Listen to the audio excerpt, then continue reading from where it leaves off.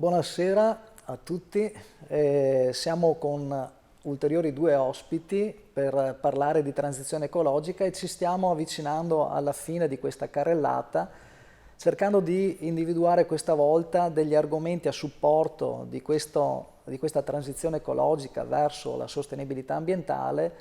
parlando anche di figure professionali che il mondo accademico, il mondo imprenditoriale sta cercando di avere per supportare questo grande cambiamento. Questo cambiamento che, ripieghiamo, è epocale. Si cerca chiaramente di avere dei benefici dalla transizione ecologica in termini di abbattimento dell'inquinamento, degli effetti dei cambiamenti climatici, quindi riduzione di inquinamento inteso come risorse da risparmiare piuttosto che energia pulita. E lo stiamo facendo con due graditi ospiti dell'Università di Verona e dell'Università di Padova, e vi leggo una breve scheda di entrambi gli ospiti. Abbiamo la professoressa Silvia Gross dell'Università di Padova, professore ordinario del Dipartimento di Scienze Chimiche, e fa parte del gruppo di lavoro Sostenibilità in Ateneo dell'Università di Padova ed è referente di un corso di laurea proprio in economia circolare. E il professor ordinario del Dipartimento di Biotecnologie,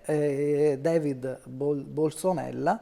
che fa parte di diversi comitati e master di primo, di secondo livello, master universitari, anche questi focalizzati sempre su ingegneria chimica ambientale piuttosto che efficientamento. Buongiorno alla dottoressa Gross, e stiamo appunto vivendo questa transizione ecologica, questo cambiamento epocale,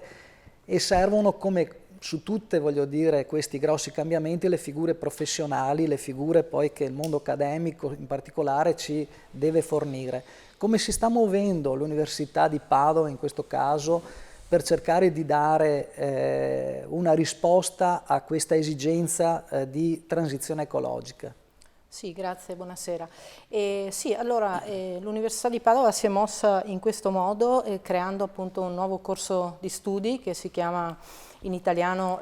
Chimica e Tecnologie Sostenibili per l'Economia Circolare, un corso di studi internazionale erogato in lingua inglese e che coinvolge 12 dipartimenti dell'Ateneo, di aree molto diversificate e transdisciplinari, quindi si va dall'ingegneria alla chimica, alla biologia, alla geologia, la statistica, con innesti anche dall'economia, dalla giurisprudenza, dalla psicologia e le scienze agrarie e forestali. Quindi diciamo un progetto fortemente interdisciplinare di questi 12 dipartimenti che nel 2021-2022, quindi stiamo partendo adesso con il secondo anno accademico, ha fatto partire questo percorso formativo di natura, è una laurea magistrale, quindi gli ultimi 2 anni del percorso, e aperta a studenti e docenti anche internazionali, e che diciamo ha avuto come punto di ispirazione un rapporto del 2018 della Commissione Europea, della DG Growth, un rapporto intitolato L'impatto di politiche di economia circolare sul mondo del lavoro. Questo rapporto è stato molto significativo per noi, è stato appunto il punto di partenza, perché nell'ambito di questo rapporto, in cui tra l'altro viene evidenziato come una transizione anche dal punto di vista delle policy della Commissione Europea, dell'Unione Europea, da un regime produttivo di natura lineare ad un appunto modello produttivo di natura circolare, porterà ad un aumento del PIL dell'Europa dello 0,5-0,7%, a un aumento di 700.000 posti di lavoro. Quindi diciamo la sostenibilità dal punto di vista ambientale si può ben coniugare con la sostenibilità anche dal punto di vista economico e produttivo. Però diciamo questo rapporto per noi è stato importante perché evidenzia come in ambito europeo non esistano attualmente quelli che si chiamano gli skills, quindi le competenze, le abilità, le conoscenze per supportare in modo diciamo fluido questa transizione da paradigma di produzione lineare a paradigma di produzione circolare. Quindi per vari settori che vanno dall'elettronica al tessile, alla gestione del rifiuto, al settore dell'edilizia,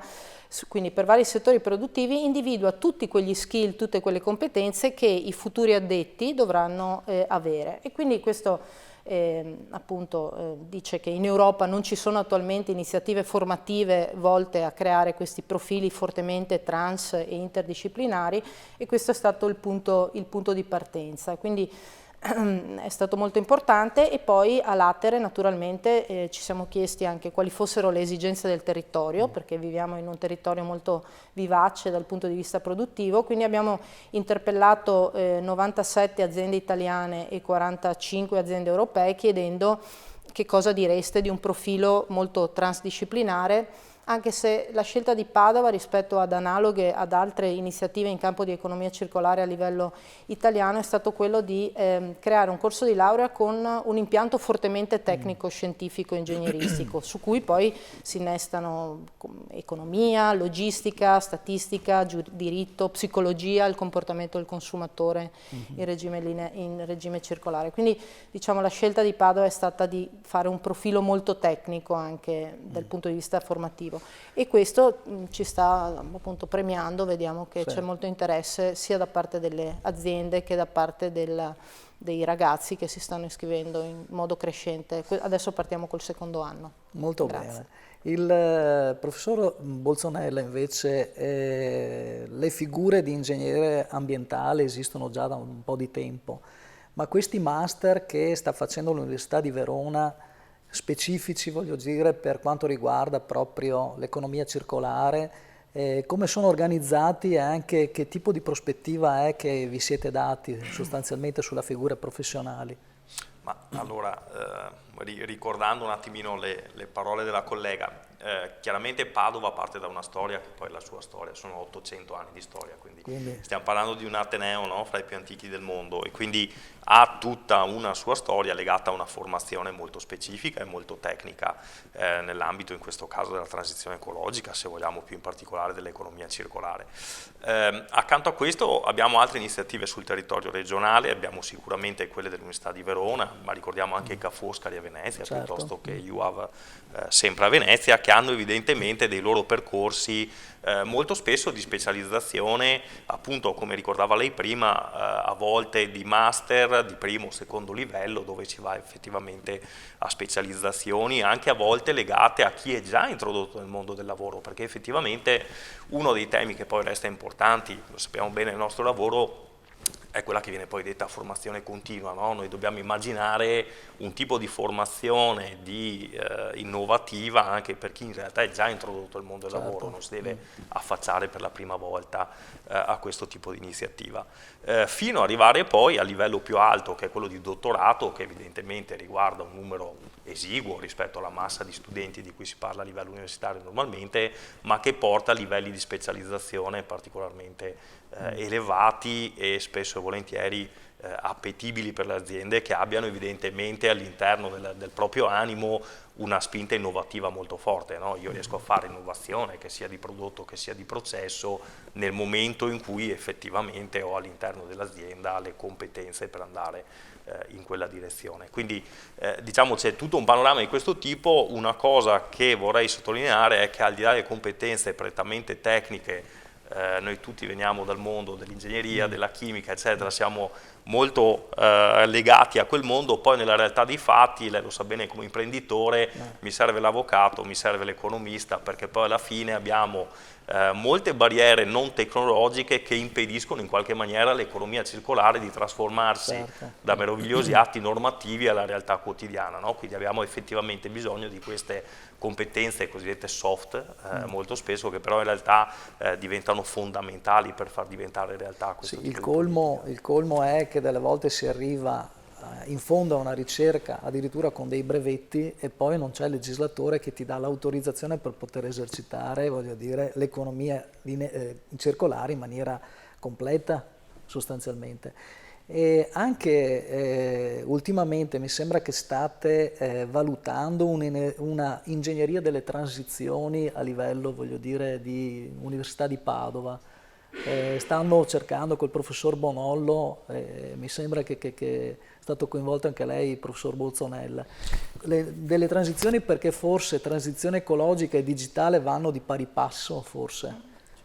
Questo. Assolutamente, quando noi guardiamo i grandi documenti che poi sono le nostre linee guida dell'Unione Europea, sappiamo che le transizioni sono multiple, c'è quella ecologica che ci tocca più direttamente, che stiamo trattando in questo caso, sappiamo che c'è anche quella digitale. Spesso e volentieri le due cose vanno assieme, anche perché immaginate semplicemente la grande massa di dati che viene prodotta quotidianamente, certo. Oggi come oggi, quelli vanno gestiti e spesso e volentieri le due cose vanno messe assieme. Da questo punto di vista gli Atenei veneti, ma non solo veneti, in realtà tutti quelli del nord-est, sono riuniti in questo momento in un'iniziativa finanziata su fondi del PNRR, che è coordinata proprio dal professor Bonollo che citava lei prima, dove sostanzialmente si parlerà di innovazione, transizione, in primis digitale, ma poi si porta dietro anche tutto il resto, e quindi per i prossimi 3 anni gli Atenei del Triveneto saranno impegnati in questa iniziativa in effetti. A proposito appunto di innovazione, perché per fare questa transizione ecologica c'è bisogno di tanto impegno ma anche tante idee nuove, quindi tanta innovazione, sicuramente la parte da leone la fa l'università, ma la fa poi con un soggetto privato o più soggetti privati, per cercare poi di applicarla, perché l'innovazione teorica messa lì non serve a nulla sostanzialmente se poi non è applicata nel mondo produttivo. Sono state create dico 5 anni fa, nel 2017, sono state create praticamente le reti innovative regionali. Cos'è che sono, com'è che interagiscono, come stanno praticamente lavorando e che risultati anche poi diremo magari velocemente, perché il tempo è tiranno, come diceva un noto cronista sportivo. Come stiamo oggi con le reti innovative regionali? Ma come giustamente riportava lei adesso, l'innovazione si fa in azienda, cioè il nuovo prodotto, il nuovo processo, il nuovo servizio lo fa l'azienda, lo fa il privato per forza di cose. A quel punto dobbiamo pensare però al passo immediatamente successivo, che è la ricerca applicata. La ricerca applicata tipicamente si fa nelle università e negli enti di ricerca. Le reti di innovazione nascono proprio da questa intuizione, e direi che da questo punto di vista la Regione è stata particolarmente capace nell'incanalare questo flusso di energie. È il classico punto di incontro fra il mondo della ricerca, il mondo accademico e appunto le aziende. Sono sostanzialmente degli enti giuridici, perché effettivamente sono delle proprie associazioni in cui gli atenei, in accordo e assieme alle aziende del territorio, si impegnano in determinate ricerche strategiche che possono essere legate alla manifattura piuttosto che all'energia, piuttosto che all'agroalimentare, a quelli che sono i grandi settori di interesse economico per una realtà come quella del territorio veneto. Questa è un po' l'idea. Entriamo in questo momento in un nuovo settennio di finanziamenti, che è il 21-27, perché alla fine comunque il finanziamento è sempre di origine europea, va ricordato, per l'innovazione, e entriamo in un periodo particolarmente felice, perché grazie a combinazione di vari supporti economici la Regione avrà a disposizione un portafoglio complessivo di 2 miliardi di euro da destinare a questo tipo di attività. Quindi sostanzialmente le reti innovative, oltre che come strumento appunto, come dice la parola stessa, di innovazione, è uno strumento di sviluppo con una formula aggregativa che non è più quella di 15 anni fa, che era quella dei distretti produttivi. Se ce li ricordiamo, sono state delle formule per aggregare, fare massa critica divisa proprio per argomento. Quindi il distretto produttivo serviva principalmente per posizionarsi nei mercati esteri come strutture più articolate, più pesanti, perché chiaramente i competitor mondiali, americani piuttosto che cinesi, sono di norma competitor che non possono essere neanche confrontati con la realtà italiana, che è una realtà di micro aziende o di piccole e medie aziende. Però l'evoluzione oggi, secondo me almeno, è stata molto più interessante, perché questa aggregazione fra aziende e in collaborazione con le università riuscirà sicuramente in maniera trasversale a portare dei risultati e quindi fare competitività con un'altra maniera, non quella dell'aggregazione, quindi solo massa critica, bensì con l'innovazione. E l'innovazione effettivamente, se deve andare a cercare dei cervelli freschi si va all'università, non ci sono tanti dubbi su questo. E per concludere, mi dà qualche esempio di qualche ricerca che è stata fatta all'interno delle reti che si sono occupate di sostenibilità ambientale, magari qualche flash su qualche ricerca applicata? Sì, allora il tema che ha toccato prima è effettivamente fondamentale. La realtà classica di questa regione è quella di microaziende, no? Allora evidentemente quando ho un numero limitato di persone a operare ho la necessità di affiancarmi anche all'università per fare della ricerca, per fare dell'innovazione. Da questo punto di vista negli ultimi anni le reti innovative hanno portato avanti delle iniziative specialmente nell'ambito del trattamento rifiuti, diciamo più in generale la transizione ecologica, che hanno mirato a quelli che sono il riciclo di materiali plastici più o meno complessi, pensiamo ad esempio ai processi di pirogassificazione, a riciclo chimico che possono portare in questa direzione, piuttosto che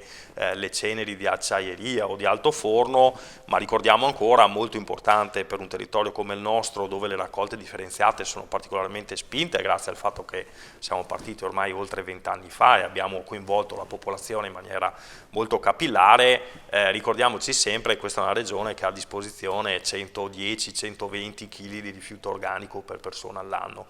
Questo diventa in qualche maniera per noi un materiale da recuperare, da riciclare,